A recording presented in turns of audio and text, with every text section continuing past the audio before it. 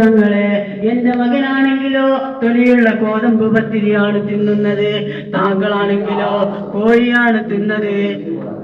ഈ കാര്യവുമായി ബന്ധപ്പെട്ട് ബഹുമാനപ്പെട്ട ഖാദി മുഹമ്മദ് പാടി, കോഴിയുടെ മുള്ളോട് കൂകന്ന് ചൊന്നാരെ കൂശാതെ കൂകി പറപ്പിച്ച് വിട്ടോവർ.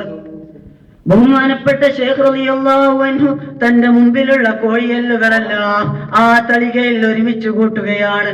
എന്നിട്ട് ആ എല്ലുകളുടെ മുകളിൽ തന്റെ കൈ വെച്ചുകൊണ്ട് ഇങ്ങനെ പറഞ്ഞു, നുരുമ്പിയ എല്ലുകളെ ജീവിപ്പിക്കുന്ന അള്ളാഹുവിന്റെ സമ്മതപ്രകാരം നീ എഴുന്നേൽക്കുക.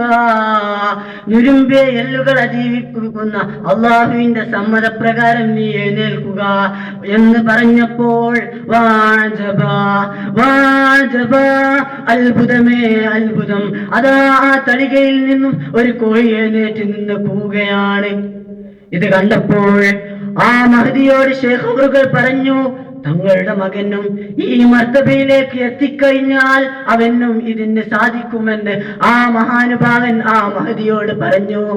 സഹോദരങ്ങളെ, വെറും ദർസി രീതിയിൽ മാത്രമായിരുന്നില്ല ബഹുമാനപ്പെട്ട ശൈഖ് റളിയല്ലാഹു അൻഹു ജനങ്ങൾക്ക് ക്ലാസ് എടുത്തിരുന്നത്, മറിച്ച് പ്രാക്ടിക്കലായിട്ടും ആ മഹാനുഭാവൻ തന്റെ ശിഷ്യഗണങ്ങളെ വാർത്തിരുന്നു.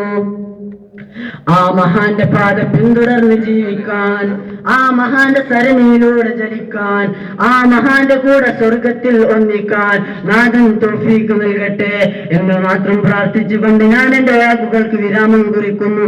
വാഖിറു ദഅവാനാ വദഅവാഹും അൽഹംദുലില്ലാഹി റബ്ബിൽ ആലമീൻ. അസ്സലാമു അലൈക്കും.